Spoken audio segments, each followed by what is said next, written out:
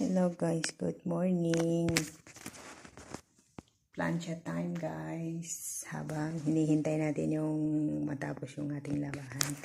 Kaya namamlancha tayo.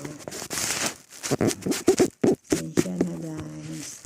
Kahit samahan niyo ako.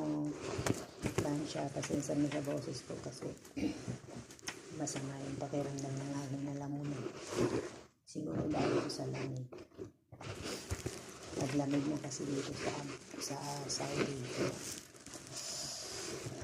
Samahan nyo ako magplancha. Ito ang ginagawa ko guys. Plancha, sabay laba. Para pagkatapos ko mamaya, tapos na rin yung labahan ko. Sa laki na ang dami ng trabaho at laki ng bahay ko. Kailangan natin marunong tayo mag-diskarte.